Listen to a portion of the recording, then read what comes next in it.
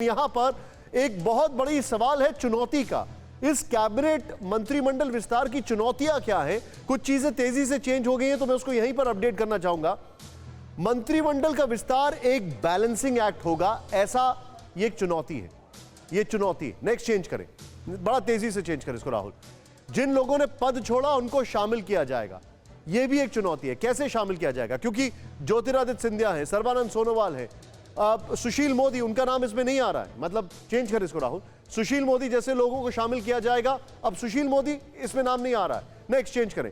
आने वाले वक्त में होने वाले विधानसभा चुनावों पर नजर, यह बहुत बड़ा फैक्टर है। विधानसभा चुनाव वाले राज्यों का रिप्रेजेंटेशन बढ़ेगा, जो कि उत्तर प्रदेश का दिखाई दे रहा है। उत्तर प्रदेश, उत्तराखंड, गोवा, मणिपुर और पंजाब पर फोकस। नेक्स्ट चेंज करें इसको यहां पर बड़ा तेजी से।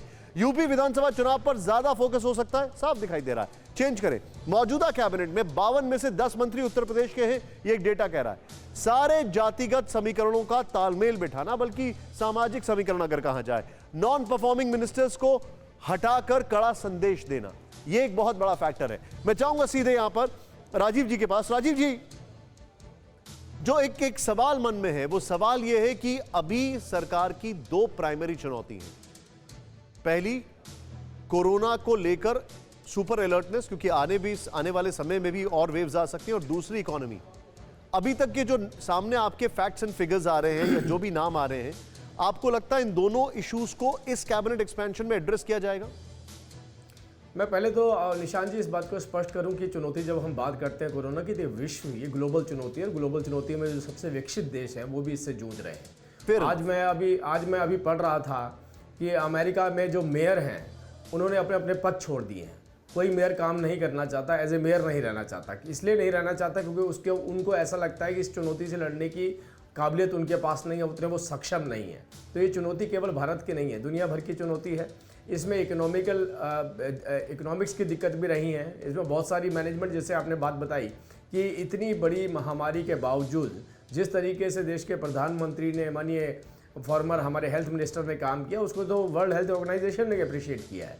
वर्ल्ड हेल्थ ऑर्गेनाइजेशन ने कहा है कि जिस बेहतर तरीके से आपने काम किया वो काबिल तारीफ, और दूसरे देशों को भी उससे सीख लेनी चाहिए। रही बात मंत्रिमंडल की, मंत्रिमंडल के अंदर सभी मंत्रियों को, जो युवा मंत्री हैं, नए जोश के साथ आए हैं, नए जोश के साथ काम कर रहे हैं, उन्हें पता है कि किस तरीके से जो हमारा सिस्टम बना हुआ है उस सिस्टम को आगे प्रोपेल में बार बार कोट कर रहा हूँ इस बात को, उसको आप किसी भी तरीके से कह लीजिए। अभी जिस तरीके से कांग्रेस में राजपूत जी ने मेरे को ये बोला कि आपकी सरकार 2 लोग चलाते हैं। अरे हमारा सिस्टम बना हुआ है, हम सिस्टम के साथ छेड़छाड़ नहीं करते हैं। सिस्टम के साथ छेड़छाड़ तब होती है जब कहीं पर आपको कोई निजी फ़ायदा होता हो, किसी को काटना हो, किसी को पीटना हो, और ये काम जो उनसे वो हमारी पार्टी में नहीं चलते हैं, वो कांग्रेस में चलते हैं। हम कह रहे हैं कि एक युवा जोश के साथ सभी लोग आए हैं। जो आपने लिस्ट यहाँ पर ANI के सोर्सेज से यहाँ पर दिखाई है, उस लिस्ट के हिसाब से एक एनर्जेटिक चेहरा, एक एनर्जेटिक हमारा मंत्रिमंडल होने वाला है, और मंत्रिमंडल बेहतर तरीके से काम करके दिखाने भी वाला है। हमारी उपलब्धियों के ऊपर हम चर्चा करते हैं, हम तो बार बार चुनौती भी देते हैं। हमसे पहले कि कोई भी एक सरकार ऐसी बता दीजिए, किसी भी क्षेत्र में, इंफ्रास्ट्रक्चर में, सड़कों में, बिजली में, पानी में, किसान में, कृषि में, किसी भी क्षेत्र में बता दीजिए जो ये कह सके कि हमसे बेहतर पहले काम करके उन्होंने दिखाया है, या हमसे बेहतर आंकड़े उसके पास हैं उस काम के। वो नहीं है उनके पास। क्योंकि आज मंत्रिमंडल विस्तार की चर्चा हो रही है, तो मैं मंत्रिमंडल विस्तार पर एक ही बात बोलना चाहूँगा कि हमारे प्रवक्ताओं में से भी हमारे राजीव चंद्रशेखर जी को ये मौका मिला है कि वो मंत्री बनेंगे, तो हमें ज़्यादा खुशी है। जो प्रवक्ता हैं उनके बीच में से भी चुनाव हुआ है, हमारे को इस बात की बहुत खुशी है। मीनाक्षी लेखी जी हमारी मंत्री होने वाली हैं, उस बात की खुशी है। और यही सभी लोगों ने जो हमारे जितने भी मंत्री पहले रहे हैं उनके जो कार्य थे वो उल्लेखनीय थे। सर, मैं सुरेंद्र जी के पास आने से पहले एक सवाल यहाँ पे अमोद जी से लूंगा और एक जानकारी आपको यहां पर देना चाहूंगा, फिर सुरेंद्र जी के पास आ रहा हूं। आपने जो पॉइंट रखे हैं उसको आगे बढ़ाऊंगा मैं। अमोद जी, गुजरात का रिप्रेजेंटेशन काफी दिखाई दे रहा है, क्यों, कोई खास वजह? देखिए, 3 लोग गुजरात से नए इसमें जुड़े हैं, और जो पहले से 2 गुजरात के मंत्री थे, राज्य मंत्री, उनको एलिवेट करके केंद्रीय स्तर का मंत्री बनाया गया, कैबिनेट मंत्री बनाया गया है।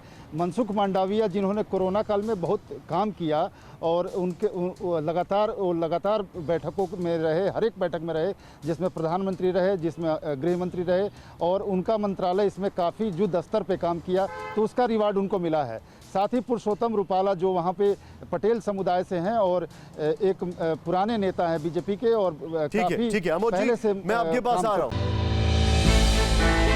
हमने की गलती फिर एक बार, कोरोना ने किया दोबारा प्रहार। मास्क, 2 गज दूरी, करें अपनी सुरक्षा खुद। कोरोना टीका हम सबको लगाना है, मिलकर साथ समझदारी से कोरोना को हराना है।